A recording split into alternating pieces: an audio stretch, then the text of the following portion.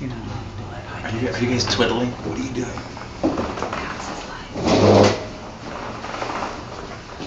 I was just yelling at you on Twitter. How do you yell on Twitter?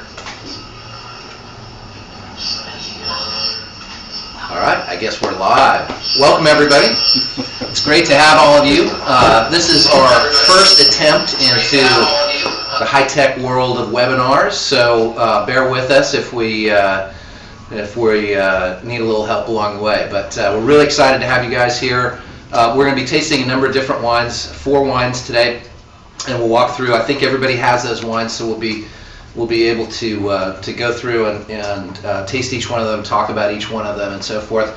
But I thought I'd start a little bit today and talk to you. First of all, there are a number of you who are very well familiar with us, good friends, and so forth, and there's some new folks to us today. In fact, we have a celebrity in our midst, I believe, with George Tabor joining the discussion today, and we're really excited to have him. Of course, he's noted for the very famous article that ran in Time magazine with the Judgment of Paris. And I was thinking about that earlier today, and I was thinking, I wonder where Napa would be right now if that article hadn't run in Time magazine. I mean, you could have this incredible tasting, and if nobody hears about it, then it would be all for naught. So our world has changed pretty dramatically because of George's work, and we're sitting here largely today because Napa is on everybody's radar, which is a pretty cool thing. And I got an opportunity to grow up through that. My family had moved here in the early 60s, 1964 to be exact. So I'm a K through 12 St. Helena public school kid, and had this amazing childhood of growing up around the dinner tables of so many of the families that drifted into the Valley starting really in the mid-70s. And I think that the Time magazine article obviously had something to do with this big influx of families that came in, and some super interesting people who picked up the bones of this incredible industry that had been scattered about. Of course, there was a very thriving industry in Napa Valley in the late 1800s, and then Prohibition and phylloxera had basically wiped that all out, and that the bones of that industry lay dormant until the mid to late 70s, and then you really started to see Napa take off, and of course the reputation of Napa has grown ever since. And with Hourglass, we're just incredibly lucky to be a part of that transformation and to be part of that whole scene and so forth. And so the Hourglass story really starts right at that mid-70s breaking point. My dad had bought what became the Hourglass Estate Vineyard in 1976, and originally had planted it to Zinfandel, and planted it with an idea of basically contracting the fruit off to other wineries. And it wasn't until the early 90s that we replanted to Cabernet. My father passed away in 1990. I took over the management of the vineyard that year. The next year we got hit with phylloxera, and we had to pull the vineyard out and replant it. And at that point, my mom was actually dead set on selling the property. She had virtually no interest in being in the wine business at all. And I asked her to reconsider. There was obviously a transformation that was going on in Napa in the early 90s. And there was a kind of a paradigm shift in winemaking style that was going on with the introduction of some of the cult wines and so forth that were just starting to take off. Screaming Eagle was being kind of talked about at the time, and of course Bill Harlan was playing around with getting Harlan off the ground, and Godala Valley was playing around with that, and Nan Colgan was playing with the Herbland Vineyard and so forth. These weren't household names by any stretch of the imagination in the early 90s, but I happened to see that there was some interest and some intrigue in these wines, and certainly wine style was beginning to change, and I thought that was kind of a cool thing. So I convinced my mom that it might be a good idea to join the party and take this little 4-acre hillside vineyard, transition it from Zinfandel to Cabernet, and do an estate wine label based on this little hillside vineyard 2 miles north of St. Helena. And after quite some time of convincing my mom that this should be a good idea, she was a little cold to the idea at first, but eventually wore her down. And we replanted to Cabernet. We got Bob Foley involved as a consulting winemaker early on, and we launched the Hourglass Estate label. And we've had a number of different vintages. We started with the 1997 vintage, and we've been making estate-grown Cabernet from that vineyard ever since. And then based on the success of the Hourglass Estate, we then looked around for another estate property that we could develop in parallel to Hourglass, and that became a very challenging, interesting process. It was about 3 years of visiting a lot of vineyard sites and walking a lot of vineyards and taking a look at a lot of different potential vineyard sites before we found what became the Blue Line Vineyard. And we bought that ranch in 2006 and subsequently replanted about half of that vineyard. It has 5 Bordeaux varietals planted to it. It's a little bit larger than the Hourglass Estate Vineyard. It's 20 acres as opposed to 4 acres. We now have all 5 Bordeaux varietals planted there, built a winery there, and now Hourglass has sort of evolved into a 2-estate winery. And so we have the original Hourglass Estate, and then we have the Blue Line Estate. All of those wines being made at the Blue Line facility. And then earlier this year, we made the decision to transition winemakers. We've been working with Bob Foley for about 15 years, and Bob's a dear friend. He's, as many of you guys know, he's one of the top sort of, I refer to him as a transcendent winemaker. He's probably 5, 6, 7 people that we know kind of transformed the way that wine was made in the early 90s, and Bob was one of those guys. But we decided this year that we really needed to have a full-time winemaker now that we had 2 estate vineyards and a slightly larger vineyard at that. So we brought in Tony Biagi, who's sitting to the right of me. Hello. And we'll talk a little bit more about how Tony and I got to know each other and what our thoughts are relative to making wine and stylistically and so forth. I'm gonna ask my handlers here at this stage of the game what you want us to focus on. Do you want us to start in and taste some of the wines? Would you like to Tony to talk a little bit more about Tony and how he's coming on board? Yeah, I mean, you can call us Charles. well, some of you I've probably met before out there, and I'm somewhat of a Luddite, so please understand this thing is kind of like new to me. It's kind of scary. So, but I came over from Plumpjack. I was there for 9 years. 2012 was my first vintage with Hourglass. I finished the 10s that you're tasting today. Jeff and I worked on them and came up with the final blends, and then I'm working on the 11s right now. 2012 was my 20th harvest in the wine business. I worked for 6 years at Duckhorn Vineyards. Took over the Paradox brand. I started that brand for Dan Duckhorn, and then was at Plumpjack for 9 years, from 2003 to 2012, earlier this year.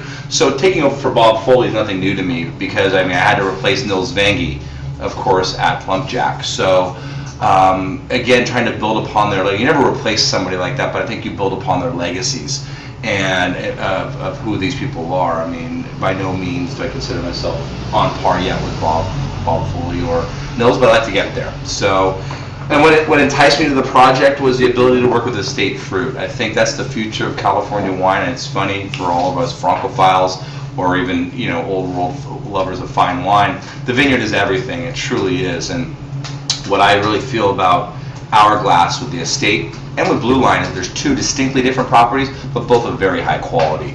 And I think we're going to see those today. And it's really just sort of the beginning for us. I mean, we've only crafted now 3 vintages in the winery.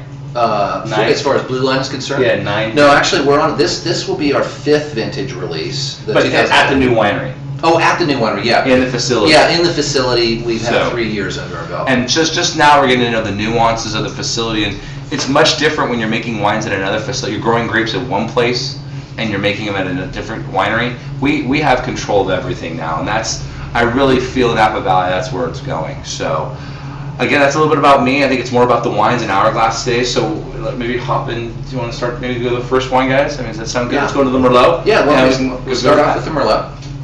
So, you got it, not me. George Newberry's on.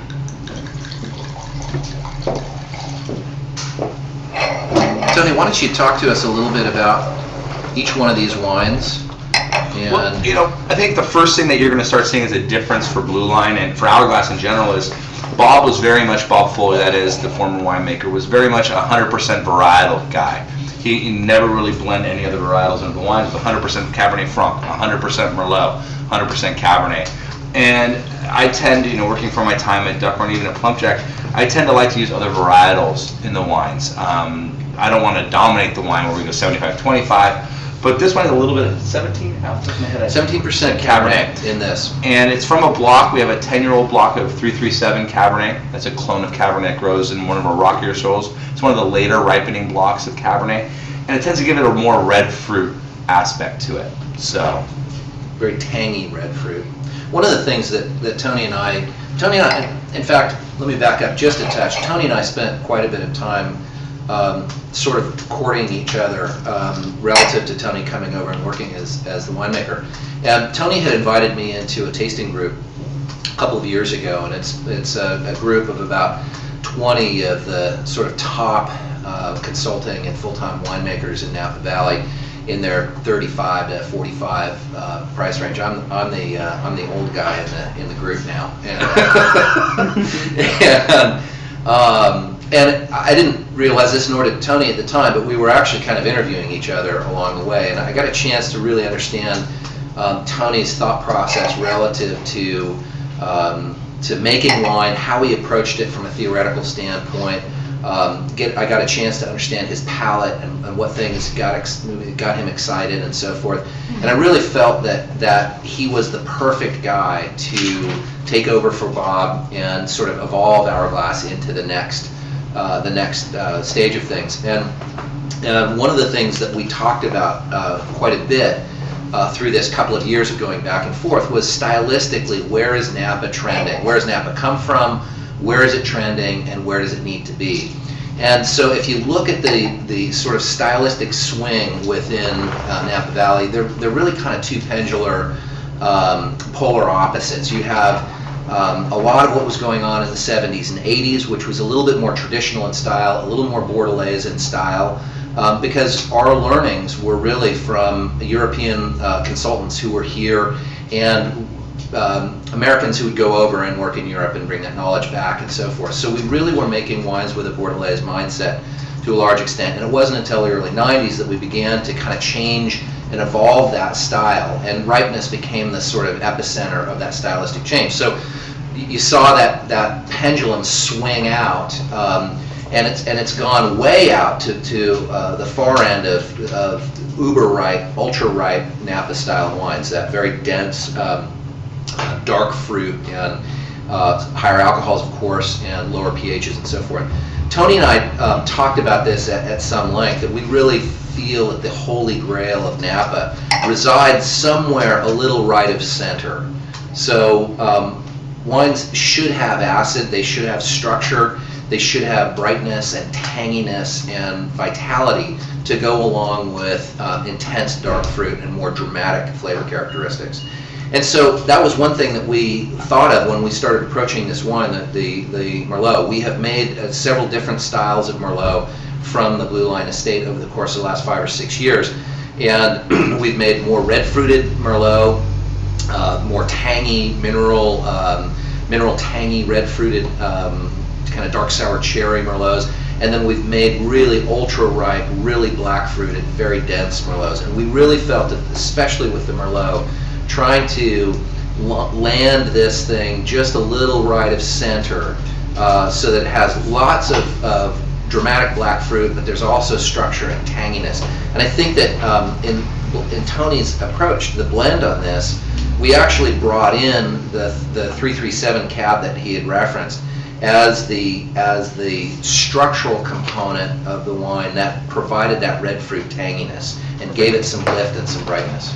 Well, I guess, Question we have some questions, yeah. Thanks. George Tabor wants to know if you have a European model for these 4 wines specifically. And repeat the question. So do we have a European model?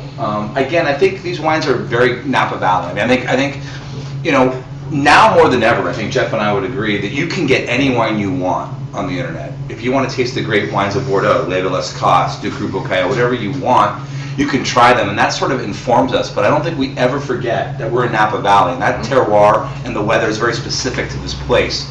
However, I think now more than ever, we look at the European model of Bordeaux blending, using all 5 varietals, and we're really understanding for the first time what Malbec does in a blend, or what Petit Verdot does in a blend. Perfect example would be Petit Verdot. You know, in the great vintages of Bordeaux, they use Petit Verdot. When it doesn't ripen, they can't. So I think Bordeaux blending in that way, and then as well as blending earlier, those different ideas. But I mean, I love Bordeaux. I don't think we can really sit here and say, I want to be a label as cost. I can't say that. And we couldn't be. There are many Bordeaux wines that we, would put in our Holy Grail box of wines that we love. However, I think when you subscribe to terroir-driven wines, you have to be a little careful about chasing someone else's style, because your specific site is going to yield things that are unique to you. And that's the beauty and the beast of terroir. So I think that both Tony and I are lovers of European wines. We love Bordeaux, but I'm not sure that there's any one specific wine that we are trying to emulate. What we're trying to do is we're trying to extract the ultimate expression of the individual vineyard site as best we possibly can, using this stylistic barometer of trying to get kind of centered or right-centered relative to structure and flavor and aromatics. Great. Cellar Mistress has a question about the 2010, and you need to repeat the question of who asked it. So Cellar Mistress's question was 2010 a challenging vintage for finding the right blend? So the question was 2010 a challenging vintage? Tony? Cellar Mistress said that. I actually, it's one of those vintages where very early on, because it was a cold vintage, but very early on, tasting the fermenters and stuff, we knew we had something special. Sometimes we can be lulled that it needs to be a warm vintage to be a great vintage in Napa Valley, and that's not necessarily the case. 10 being that, and actually, strangely enough, some of the 11s that I've tried so far are really good as well. I mean, I'm sure we've heard hits and misses there, but 10 is what's great about 10 is you have phenolic ripeness, but you also have acidity. And so oftentimes you don't get those hand in hand. Yeah. So it's for a site like Blue Line. Now, mind you, I didn't pick these harvests, but I did make the wines for Plum Jack and Cade, so I can speak for having to make a lot of picking decisions. The valley floor did extremely well. The rain hit us a little bit, but it was towards the end of harvest. It didn't really slow us down too much. It just sort of got a little more hang time from it. But I think it was really, really good. I love the vintage. I think you can taste it here. It's got the wonderful ripeness, but it's got tons of acidity and freshness, and that's what I really enjoy. I'm actually a fan of cooler vintages, and I'm sure that there could be one that could prop up that might change my mind on that. But thus far, vintages like 1998, 2005.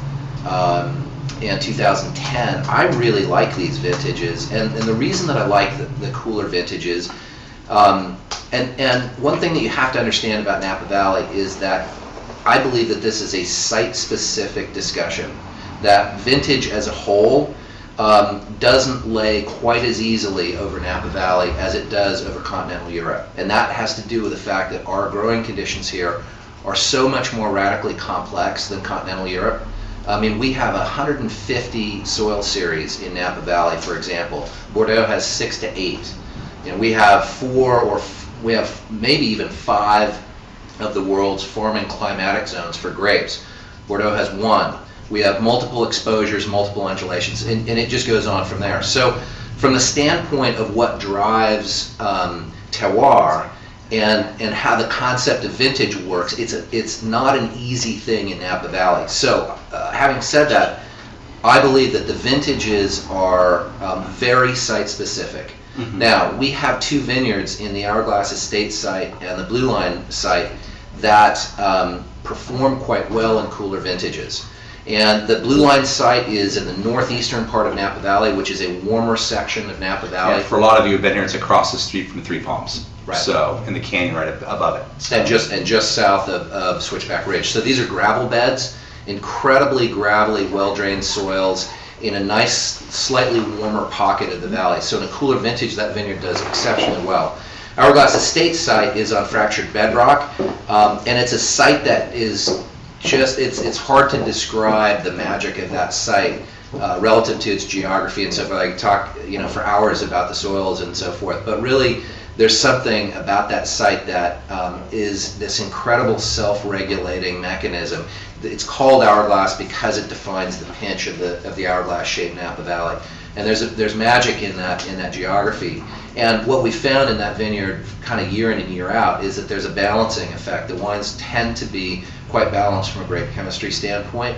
And that site also happens to function pretty well in cooler vintages. And what the cooler vintages will do, if you have a site that will ripen fruit in a cooler vintage and you're patient, what that'll allow you to do is develop phenolic concentration at lower sugars and higher acids. And it's that balancing mechanism, going back to what I was talking about earlier about where are we trying to put Hourglass from a stylistic standpoint.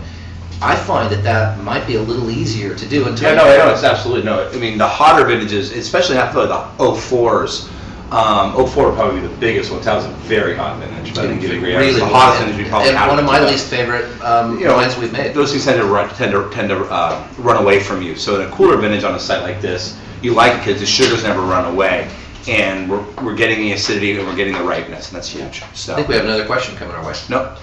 Okay, next we're one. going to All right. move on to the next wine. I love this. This is fun. Okay, so the second wine is Cab Franc.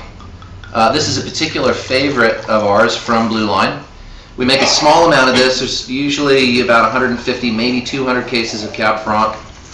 I can let Tony talk to style. Yeah, again, what's nice about the Merlot that you just tried in this, the backbone of these wines are 20-year-old vines, and that doesn't sound old for the Francophiles again, but for California, with the fact that we went through phylloxera, replants. This is one of the first blocks that was replanted in the last wave. So this was replanted in 1991, and an old gravel bed, upturned river rock. And Jeff and I go back and forth because for years, Franc to me was it's very hard to grow in Napa Valley. It needs to be ripe, or you do get, you run the style from Loire to Right Bank, Saint-Emilion, and those wines, if you try Cabernet Franc out of barrel there, with Cheval Blanc being one of the main ones, is that they're much different than Loire Valley, Chinon, and so forth. And we're tending to shoot somewhere in the middle of those two. Jeff likes Loire, I like Right Bank, but we're trying somewhere in the middle. So it's an interesting block of grapes, but it really is just a sort of a special block. I really fell in love with it in 2012, and the wine we have in barrels is pretty spectacular. With this wine, we have the ability at Blue Line to ripen Cab Franc. So Cab Franc generates quite a bit of pyrazine, and pyrazine is what will give the herbal characteristic. And so in order to get pyrazine to translocate out of the berries, you need a longer growing season, you need good drainage, you need a little bit of heat, a little warmth. And this site provides those characteristics. So that the trick for us, I think, is to try to be able to do that, allow the ripening to provide some black fruits, and we want that pyrazine to begin to translocate out. We'd like to catch it with just a hint of that pyrazine left, so there's a little herbal characteristic. And that's a hard thing to do, to nail that, specifically. So I think the Cab Franc is at Blue Line will be a very vintage-specific wine. In some years, like 2007, a warmer, riper vintage, very little of that herbal characteristic. In a vintage like 2010, we have a little bit of that characteristic, and